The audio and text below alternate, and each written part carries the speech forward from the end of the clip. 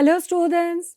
So today we are having the fourth lecture of the module 2, that is the ecosystem theories. So I hope you remember what we discussed in the module 2.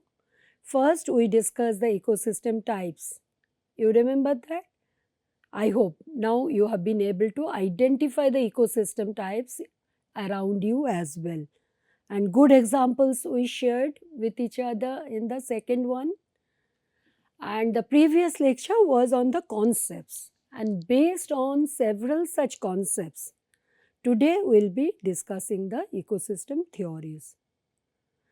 Any theory in general is actually developed to explain certain phenomena, but it's a generalized explanation. That means it is not true only for one case, only for 10 cases. In general, it shall be able to explain such a phenomena correctly. So, that is ecosystem theory. Not only ecosystem theory, that is any theory plays that particular role.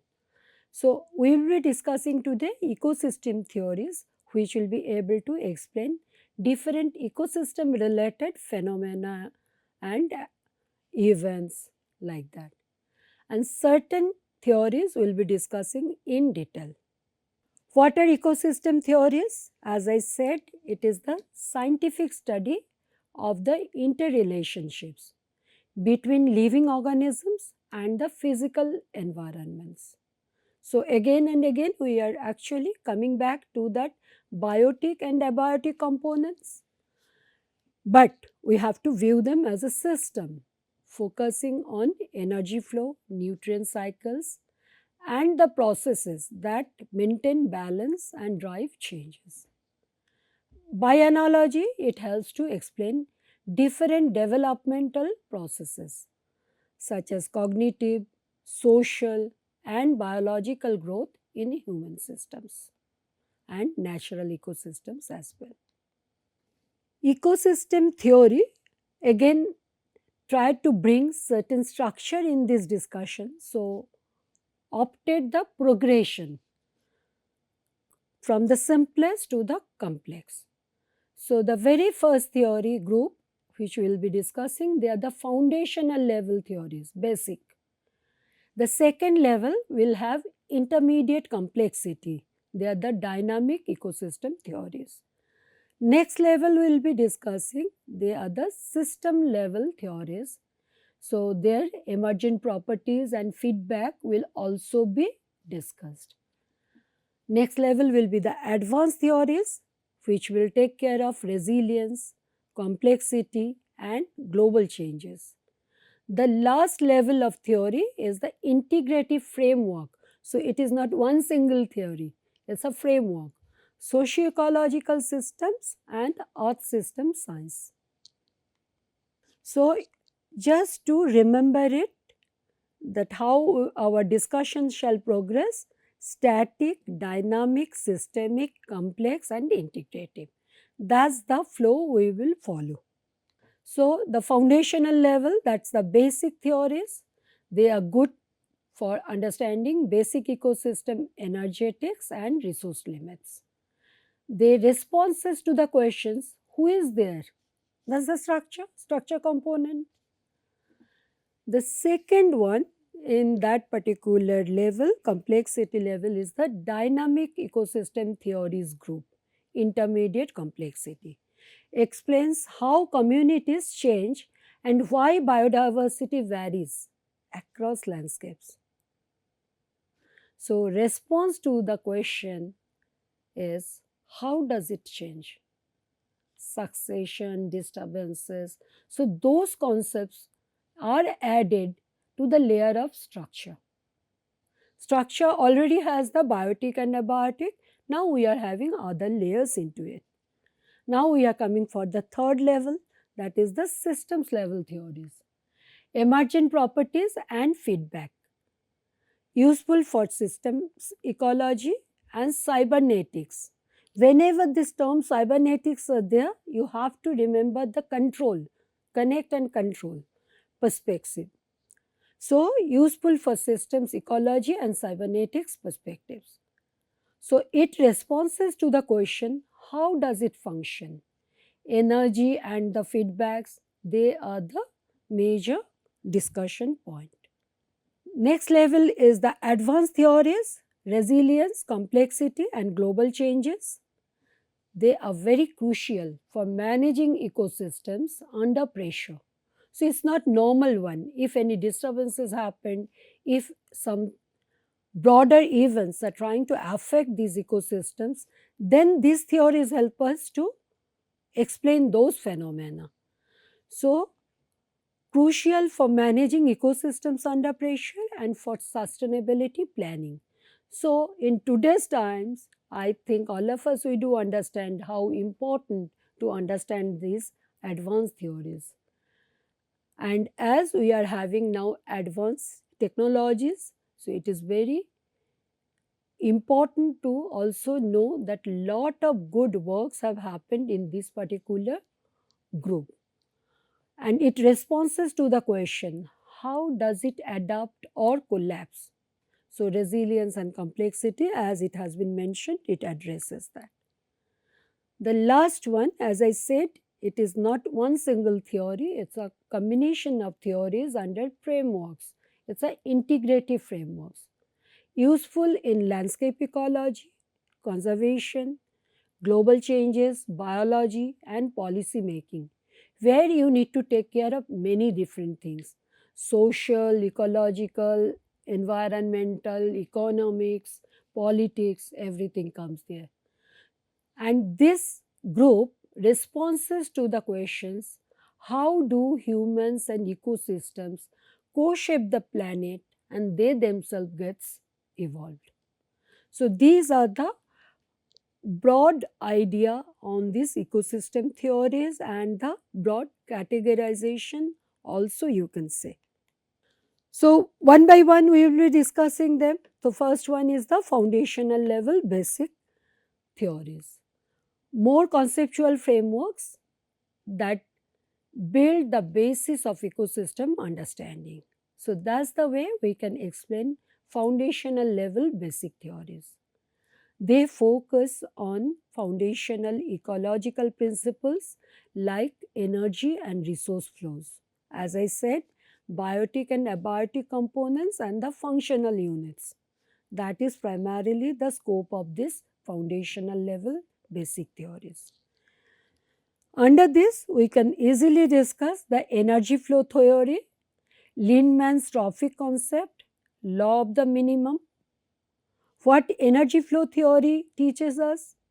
Ecosystems as energy transformation. Sun, who is giving us that energy. From sun, the producers, the primary producers through photosynthesis, then the consumers. And there are several layers in consumers, from the primary consumer to the tertiary one. And then the decomposers who will bring back the system in stable condition. So that is the energy flow theory. Lindeman's trophic concept, only around 10% of energy moves off each trophic level. Do you remember we discussed this in our second and third lectures as well? So that has come from this particular concept theory only. Introduces inefficiencies.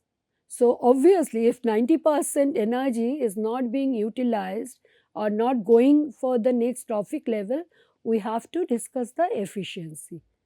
But that is the normal way, because you have metabolic rate, you have the respirations, so many other activities are happening. For that also you need energy at each and every level.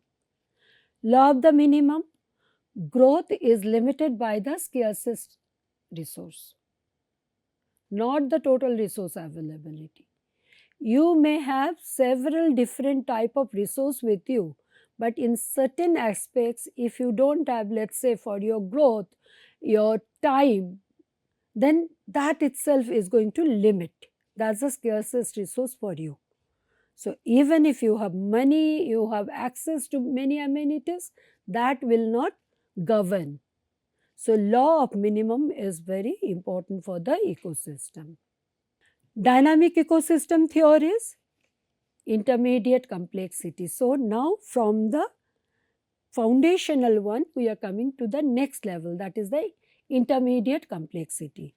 These theories go beyond static systems and describes dynamics, succession and response to disturbances. It adds time, population limits and disturbances. Some of them we quite know, quite aware about them. Succession theory, carrying capacity, intermediate disturbance hypothesis. Succession theory tells us how ecosystems change and mature over time, from bare rock to forest. We have also studied the primary succession as well as the secondary succession. The second one, the carrying capacity, another very important and quite used concept theory in this ecosystem centric discussion, that is the carrying capacity. The maximum population and environment can support. Carrying capacity is another very important theory which has been central to many of the ecocentric discussions. The maximum population and environment can support is the carrying capacity. Intermediate disturbance hypothesis talks about the moderation of disturbances which fosters the highest biodiversity. So, disturbances are not always negative, sometimes they also improve the biodiversity. So, it's a balance between the stability and the disruption. Next, we will be discussing system level theories, emergent properties and feedback. These theories integrate energy, matter and feedback loop in more complex ways and look at internal regulation and energy efficiency in whole ecosystem. Homeostatic theory, ecosystems can self-regulate using feedback loops. So, now you see how those concepts which we have discussed in the last class only is being utilized. So, predator-prey dynamics is a good example. Thermodynamics, that is also another very important one. Maximum power principle. Ecosystems evolve to maximize usable energy capture and flow. That is the prime discussion under the thermodynamics theory. Advanced theories, resilience, complexity and the global change they address. These theories are more recent and complex, often integrating ecology with climate science, system theory and non-equilibrium dynamics. Definitely computational power has helped us also getting information through sensors and remote sense images. They also helped us a lot to go for these advanced theories. These theories deal with uncertainty, adaptation, regime shifts, vulnerability under global pressures and services to humans. Two primary theories we will be discussing. One is the resilience theory, where it is being proposed that ecosystem can absorb disturbances and still maintain function until they can't. And the panarchy theory describes systems nested in adaptive cycles, small and large scales interacting together. Other two advanced theories are alternative stable states. Ecosystem can shift to a new stable state, like coral reefs can go for an algae dominated ecosystem and not easily come back to the coral reef ecosystem. And the last one in the advanced theories is ecosystem services, which connects ecology to human well-being, pollination, water purification. We have a separate lecture on this ecosystem services only later on. Now we will go for the highest level of complexity, that is the integrative framework, socio-ecological systems and earth system science. These theories often combine ecology with other disciplines such as economics, sociology, and computer science. They bridges the gap between ecology, society, and space and time scales. Socio-ecological systems is one such good example where humans are part of ecosystems and feedbacks go both ways. Meta-community and landscape ecology theories, they focuses on spatial dynamics, species dispersal and local and regional processes. Critical transitions theory looks at the small changes which can trigger large irreversible shifts in ecosystems. So, when we were discussing that dynamic states of ecosystem, we discussed them, thresholds and tipping points. So, you can go back and look at them. So, once we have understood those 5 different levels, let us go for few of them in details like energy flow theory. It was developed by Raymond Linneman in 1942 and expanded by Eugene Odum in the 50s. This theory views ecosystem as systems that transform energy. So, solar energy enters into the system and flows through the different trophic levels, and ultimately through decomposers it gets released. Energy transfer between these levels is inefficient and is governed by the principle of thermodynamics. Key concepts involved in this theory are the trophic dynamics and energy transfer, 10% efficiency rule, primary and secondary productivity, distinguishes between energy captured by producers and the energy transferred to the consumers. And the last concept is energy budgets. This applies laws of thermodynamics to ecological systems. Application of this theory, we can see that assessing the productivity of ecosystems and studying carbon cycle, modeling food webs for managing fisheries and wildlife, so practical applications we can see, optimizing agricultural systems and sustainable farming practices, assessing the impact of climate change on ecosystem functions. Certain examples under this flow theory, let us go for it. Energy flow in marine ecosystem from phytoplankton to zooplankton to fishes, and also later on it goes to the ocean mammals. Raymond Linneman's study of Cedar Bog Lake, it has demonstrated energy transfer through aquatic food webs. A very good example from our own backyard, from the Arunachal Pradesh, the Apatani village agro ecosystem is known for its high energy efficiency through integrated rice and fish farming and biomass recycling. The next ecosystem theories group, the dynamic one, from that I have selected succession theory to discuss with you. Frederick Clemens introduced it and later on Gleason has further refined it, and contributions from Margalef and Eugene Odum has brought it to the shape which we see today. Succession describes the process of predictable changes in the species composition of a community over time, following a disturbance or in a newly colonized habitat. And we have also discussed the primary succession and the secondary succession.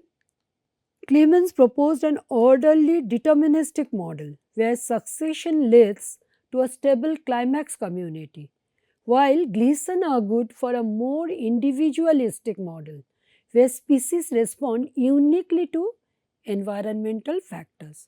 So, you can always see that how different people, different scientists had thought on them and they have continuously enriched these theories.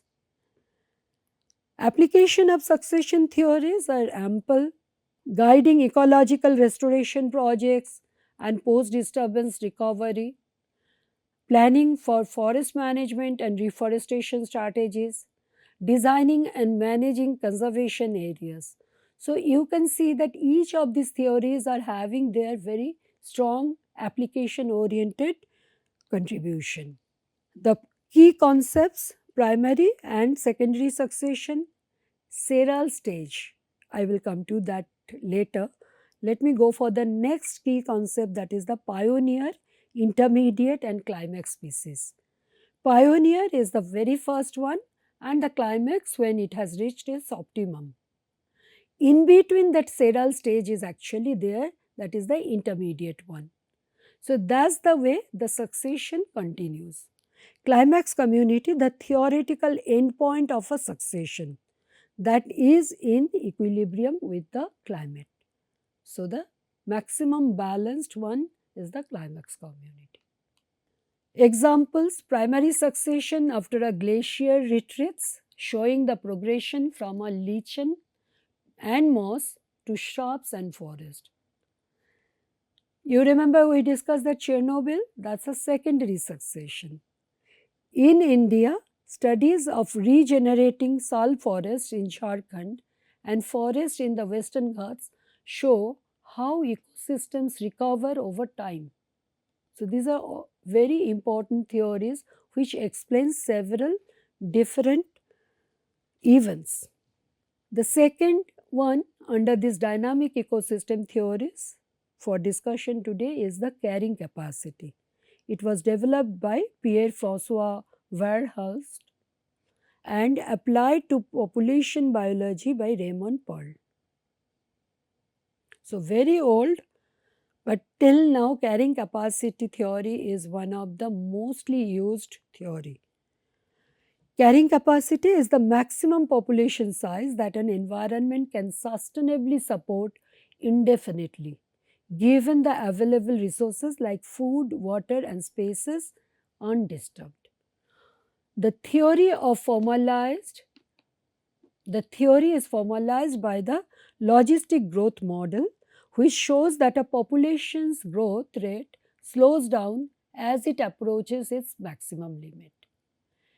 If a population temporarily exceeds the carrying capacity, then it can lead to a resource depletion and also population crash may happen.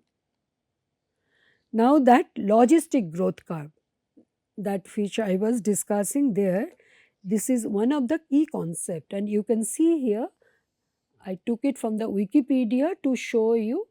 This is the growth pattern, the S curve. So initially it is the time and it is the population. So with time the population will grow, but after some time it will reach that climax and maybe it may continue depending on the environmental conditions.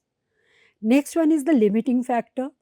Resources or conditions that restrict the population growth such as food or space. Population overshoot and collapse is another important concept. When a population exceeds the capacity of its environment, it can lead to a decline. Ecological footprint. I think most of us we know this term. Yes, it comes under the carrying capacity theory, a modern concept that extends the theory by measuring the human demand on the environment. And when we will be discussing the urban ecosystem, we will also bring ecological handprint. Let us see. Some of the applications of this theory: managing wildlife populations and setting quotas for hunting or harvesting. Yes, it's a very logical decision for some of the societies. Assessing fish stocks and planning for sustainable fishing practices. Though several communities always go for overdoing of the fishing. And probably you know certain societies are actually debarred from doing the fishing because they have already done the overfishing. Planning for urban and agricultural land use, including the capacity of cities to support human population growth. So all are coming under the carrying capacity theory's practical application. Let us see the examples. The reindeer population on St. Matthew Island demonstrated a classic overshoot and crash cycle. Studies on Indian tiger reserves that estimate the carrying capacity for large predators based on prey availability and habitat. A study of the city of Agra that used carrying capacity indicators to balance resources and population. So, these are very interesting examples of this carrying capacity application. So, in today's lecture, do you remember what we have discussed? We have discussed ecosystem theories, what it means. Then we have also discussed various types of theories, and there we have tried to understand how these theories have grown in complexity. So, very simple foundational basic theories, then the dynamic one, then from that we have come to the system stage where we have tried to understand if something happens to them, how they can come back. The fourth one we have discussed, that is the advanced theories, where more complex questions have been responded to. And the last one was not a theory, it's a framework. And this is an integrative framework where several theories have been combined together so that ecosystem understanding can be actually utilized effectively in today's complex time.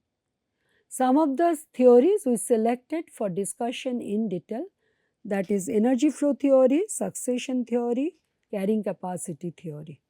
Some of the references you can note down here for your own perusal.